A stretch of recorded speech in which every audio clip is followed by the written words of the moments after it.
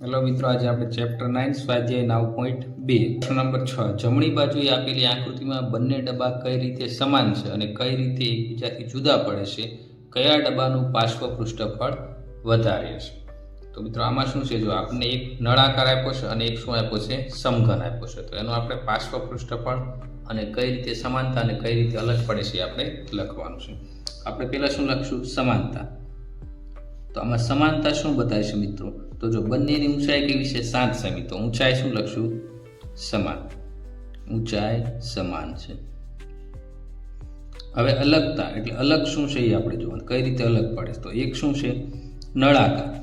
એક નળાકાર અને બીજો શું છે? સમઘન છે. રેડી? હવે આપણે પાર્શ્વ પૃષ્ઠફળ ગોતવાનું છે. તો પેલા નળાકારનું પાર્શ્વ પૃષ્ઠફળ આપણે લઈશું. જો તો અહીંયા નીચે વ્યાસ કેટલો આપ્યો છે નળાકાર માટે? વ્યાસ બરાબર 7 સેમી આપ્યો. તો ત્રિજ્યા શું થશે? વ્યાસ ભાગ્યા 2.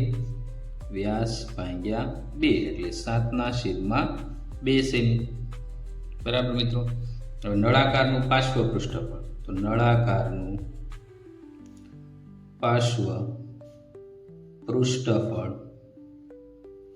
બરાબર શું થાય? 2πr/h. 2 એમના પાયની કિંમત કેટલી હોય? 22/7. ત્રિજ્યા આપણી કેટલી આવી? 7/2. અને ઊંચાઈ કેટલી છે? h બરાબર 7 સેમી. તો અહીં શું લખશું આપણે? 7. હવે શેડ ઉડાડી દઈશું. જો આ 2 કોમન ઉડી ગયા, 7 ઉડી ગયા. હવે શું વધ્યું? 22 × 7. તો 2 + 14 વધી આવી 1, 14 ને 1 15. તો 154 સેમી સ્ક્વેર. તો આ કોનું પૃષ્ઠફળ મળ્યું?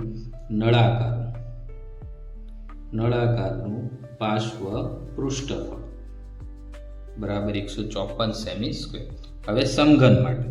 તો સમઘનનું પાર્શ્વ પૃષ્ઠફળનું સૂત્ર શું થાય? સમઘનનું પાર્શ્વ પૃષ્ઠફળ બરાબર 4a². અહીં a એટલે શું થશે? બાજુનું માપ. તો આપણે a બરાબર કેટલું આપ્યું છે? 7 સેમી. તો આપણે લખશું અહીંયા 4 × એની જગ્યાએ 7 નો વર્ગ. તો 4 × 7 નો વર્ગ કેટલો થશે? 49. તો 4 × 149 કરશો તો કેટલા મળશે? 196 સેમી સ્ક્વેર. તો આ કોનું પૃષ્ઠફળ મળ્યું? સમઘનનું પૃષ્ઠફળ. સમઘનનું પૃષ્ઠફળ. તો આ એ નળાકારનું 154 મળ્યું, સમઘનનું 196 મળ્યું. તેથી સમઘનનું પાર્શ્વ પૃષ્ઠફળ શું મળ્યું? વધારે મળ્યું. સમઘનનું પાર્શ્વ પૃષ્ઠફળ વધારે હશે. દાખલા નંબર 7. 7 મીટર ત્રિજ્યા અને 3 મીટર ઊંચાઈવાળી એક બંધ નળાકાર, જો નળાકાર ટાંકીના ધાતુના પતરામાંથી બનાવવામાં આવેલ છે, તો આ ટાંકી બનાવવા માટે ધાતુનું કેટલું પતરું જોઈએ? તો સમગ્ર ટાંકી બનાવવાની છે. તો આમાં શું આપણે લખશું? ત્રિજ્યા બરાબર કેટલું છે? 7 મીટર. ત્રિજ્યા r બરાબર 7 મીટર. ઊંચાઈ કેટલી આપી છે? h બરાબર 3 મીટર. આમાં આપણે શું કરવું પડે? નળાકારનું કુલ પૃષ્ઠફળ કાઢવું પડે. તો નળાકારનું કુલ પૃષ્ઠફળ બરાબર 2πr h + r થશે. હવે આપણે કિંમત મૂકશું. બગડો એમ નામ પાયની કિંમત 22/7. ત્રિજ્યા કેટલી આપી? 7 મીટર. અને h + r ઊંચાઈ કેટલી? 3 મીટર વત્તા 7. રેડી? હવે જો સરખા આપણે કટ કરી દઈશું. 7 શું થઈ ગયા? કટ થઈ ગયા. હવે 2 × 22 એટલે 22 × 44 × 3 વત્તા 7 એટલે કેટલા થઈ ગયા? 10.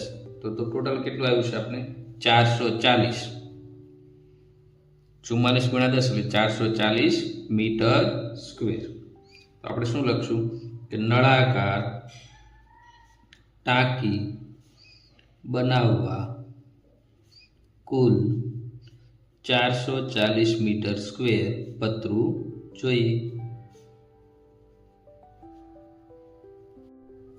પ્રશ્ન નંબર 8. એક ખુલ્લા નળાકારની વક્ર સપાટીનું ક્ષેત્રફળ 4224 સેમી સ્ક્વેર છે. આ નળાકારને તેની ઊંચાઈ તરફથી કાપીને 33 સેમી પહોળાઈની એક લંબચોરસ આકારની શીટ બનાવવામાં આવે છે. તો લંબચોરસ શીટની પરિમિતિ મેળવો. તો મિત્રો આ એક નળાકાર છે આપણી પાસે. એનાથી આપણે કાપીને શું બનાવવાનું છે? એક લંબચોરસ શીટ બનાવી, એની પહોળાઈ આપણે 300 સેમી, તેની પહોળાઈ આપણે 33 સેમી આપેલી છે. તો નળાકારમાંથી આપણે શું બનાવવાનું છે? લંબચોરસ બનાવવાનું છે. પહોળાઈ 33 સેમી આપી.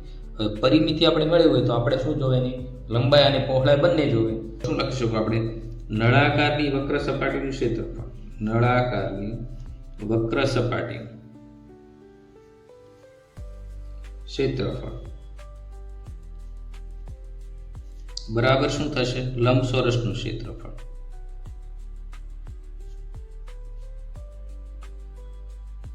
હવે નળાકારની વક્ર સપાટીનું ક્ષેત્રફળ આપણે કેટલું આપ્યું? 4224 સેમી સ્ક્વેર. તો 4224 બરાબર લંબચોરસનું ક્ષેત્રફળ એટલે લંબાઈ ગુણ્યા પહોળાઈ. તો 4224 એમના. હવે લંબાઈ આપણે ગોતવાની, પહોળાઈ આપણે કેટલી આપી છે? 33. તો એની જગ્યાએ આપણે 33 લખી નાખશું. હવે 33 અહીં ગુણાકારમાં, તો એ ક્યાં જશે? ભાગાકારમાં. 4224 છેદમાં 33 બરાબર લંબાઈ. હવે આનો તમે ભાગાકાર કરશો તો 128 ગુણ્યા 33 એટલે 4224. 33 ને 3 કટ થઈ ગયા. તો લંબાઈ આપણે કેટલી મળી? 128 સેમી. તો શું લખશું હવે? લંબાઈ બરાબર 128 સેમી. હવે આપણે શું કીધું કે લંબચોરસની પરિમિતિ, તો આપણે પરિમિતિ મેળવશું. લંબચોરસની પરિમિતિ બરાબર 2l + b. હવે જો બગડો એમ નામ, લંબાઈ કેટલી આવી? 128. તો 128 પ્લસ પહોળાઈ કેટલી છે? 33. તો 2 ગુણ્યા, આ બંનેનો આપણે શું કરશું? સરવાળો કરશું. એટલે કેટલા મળશે? 161. 128 પ્લસ 33 એટલે 161. ગુણાકાર શું થશે? 322. 322 સેમી. તો લંબચોરસની પરિમિતિ કેટલી મળી આપણને? 322 સેમી. લંબચોરસની પરિમિતિ બરાબર 322 સેમી.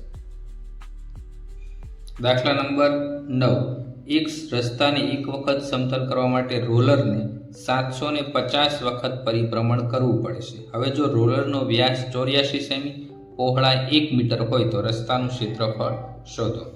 તો હવે શું છે? આ એક રોલર છે, તો એનું આપણે ક્ષેત્રફળ કઈ રીતે ગોતવાનું? કે એક રાઉન્ડ મારે તો કેટલું ક્ષેત્રફળ, અને 750 વખત પરિભ્રમણ કરે તો કેટલું ક્ષેત્રફળ?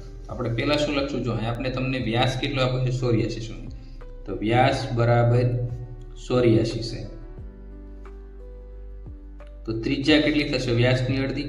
ત્રિજ્યા બરાબર 84 ભાગ્યા 2. 84 ભાગ્યા 2 એટલે કેટલા થશે? 42 સેમી. હવે આપણે પહોળાઈ મીટરમાં આપી, તો આને મીટરમાં ફેરવા માટે શું કરવું પડે? 100 વડે ભાગશું તો 42/100 મીટર. બીજું શું છે? પહોળાઈ. પહોળાઈ એટલે અહીંયા શું થશે? ઊંચાઈ થશે. ઊંચાઈ કેટલી થશે? ઊંચાઈ 1 મીટર, જે આપણે રકમમાં આપી છે. હવે આપણે નળાકારની વક્ર સપાટીનું ક્ષેત્રફળ, નળાકારની વક્ર સપાટીનું ક્ષેત્રફળ બરાબર 2πr/h. હવે 2m નામ, પાઈની જગ્યાએ 22/7 r. ત્રિજ્યા કેટલી આવે? આપણે 42/100. તો 42/100 m નામ. અને ઊંચાઈ કેટલી છે? 1 મીટર બરાબર મિત્રો. હવે શું થશે? 7 6 કેટલા થઈ ગયા? 42. રેડી? તો આ 7 7 કટ. હવે 2 ગુણ્યા 22 એટલે 44. 44 ગુણ્યા 6 અને છેદમાં કેટલા વધ્યા? 100. તો 44 ગુણ્યા 6 કરો, તમને કેટલા મળે? 264. 264 છેદમાં 100 મીટર સ્ક્વેર. તો આપણને શું મળ્યું? વક્ર સપાટીનું ક્ષેત્રફળ. પણ આ કેટલું? એક રાઉન્ડ મારે ત્યારનું ક્ષેત્રફળ, વક્ર સપાટીનું ક્ષેત્રફળ. તો રોલરને એક રાઉન્ડ મારે તો કેટલું ક્ષેત્રફળ જોવા મળે? 264/100.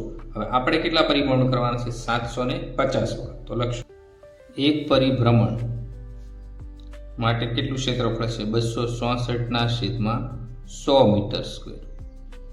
આપણે કેટલા પરિભ્રમણ કરવાના છે? ટોટલ 750 પરિભ્રમણે કેટલું ક્ષેત્રફળ? તો આ બંનેનો શું થશે? ક્રોસ ગુણાકાર. 750 ગુણ્યા 264 છેદમાં શું થઈ જશે? 100 થઈ જશે. તો હવે આ 0 0 કટ થઈ ગયા. આની જગ્યાએ 5 ગુણ્યા 2 અને 75 ની જગ્યાએ 15 5 75. તો 5 5 કટ થઈ ગયા, વધ્યું શું 15 ગુણ્યા 266 ભાગ્યા 2. હવે આને તમે કઈ રીતે ઉડાડો, આ 2 વડે ઉડાડો છો તો શું થશે 15 ગુણ્યા 2 કા 2 2 તેરી 6 ને 2 દુ 4. 15 ગુણ્યા 132 કરશો તો તમને 1980 મળશે.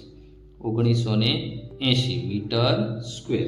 તો આપણે શું લખશું કે રસ્તાનું ક્ષેત્રફળ કેટલું મળ્યું આપણે 1980 મીટર સ્ક્વેર. તો રસ્તાનું કુલ ક્ષેત્રફળ બરાબર 1980 મીટર સ્ક્વેર. સ્વાધ્યાય 9.2 નો છેલ્લો દાખલો, 10મો દાખલો. એક કંપની તેના દૂધ પાવડરને એવા નળાકાર ડબ્બામાં પેક કરે છે જેનો વ્યાસ 14 સેમી. તો નીચો વ્યાસ 14 સેમી બતાવ્યો છે, ઊંચાઈ 20 મીટર. તો આખા ડબ્બાની ઊંચાઈ કેટલી 20 સેન્ટીમીટર. બાજુની આકૃતિમાં બતાવ્યા પ્રમાણે કંપની ડબ્બાની વક્ર સપાટી ફરતે લેબલ મતલબ આપણે કોઈ પણ બોટલ હોય તેની પરથી કાગળનું વેફર લગાડ્યું હોય છે અને આપણે લેબલ કહીએ. આ લેબલ નળાકારના શીર્ષ એટલે ઉપર અને તળિયે બંનેથી 2 સેમી દૂર ચોટાડો. તો અહીંયા 2 સેમી દૂર, અહીંયા 2 સેમી દૂર, તો એકદમ વચ્ચે લગાડેલું છે. તો લેબલનું ક્ષેત્રફળ શોધો. તો મિત્રો આપણે શું કરવું, લેબલ એટલે શું થયું, નળાકાર જ થયું. તો આપણે શું લખશું, પહેલા ઊંચાઈ મેળવી. ઊંચાઈ શેની ઊંચાઈ ગોઠવશું આપણે, લેબલની ઊંચાઈ h બરાબર. હવે આખાની ઊંચાઈ 20 સેન્ટીમીટર છે. હવે લેબલ નીચેથી 2 સેન્ટીમીટર બહાર છે તો એ -2 થશે ટોટલમાંથી, અને ઉપરથી -2. ટોટલ કેટલી આપણી ઊંચાઈ થઈ 20 માંથી 4 એટલે 16 સેમી. મિત્રો તો જો ટોટલ ઊંચાઈ 20 સેમી છે, ઉપરથી 2 મીટર કાપવાનું, નીચેથી 2 મીટર કાપવાનું, કેમ કે લેબલ તો વચ્ચે છે દૂધ પાવડર. તો 20 માંથી 2 અને 2 તો કેટલું થઈ ગયું 6. હવે વ્યાસ કેટલો આપ્યું છે તમને 14 સેમી આપ્યું. તો ત્રિજ્યા બરાબર શું થશે, વ્યાસ ભાગ્યા 2 થશે. ત્રિજ્યા બરાબર વ્યાસ ભાગ્યા 2. તો 14 ભાગ્યા 2 તો કેટલું થઈ ગયું 7 સેમી થઈ ગયું. તો ત્રિજ્યા કેટલી થઈ ગઈ 7 સેમી. હવે લેબલનું ક્ષેત્રફળ બરાબર શું થશે, આ એક નળાકાર જ છે, નળાકારની વક્ર સપાટીનું ક્ષેત્રફળ. એનું સૂત્ર શું થશે 2πrh. હવે 2 એમના, પાઈની કિંમત 22/7 એમના. ત્રિજ્યા કેટલી મળી 7 સેમી, ઊંચાઈ કેટલી મળી આપણને 16 સેમી. હવે સરખા ઉડી ગયા, 7 7 કટ થઈ ગયા. હવે 2 ગુણ્યા 22 એટલે 44 ગુણ્યા 16. હવે આ બંનેનો ગુણાકાર તમે કરશો એટલે 704 સેમી સ્ક્વેર મળશે. તો શું લખશું, લેબલનું ક્ષેત્રફળ બરાબર 704 સેમી સ્ક્વેર.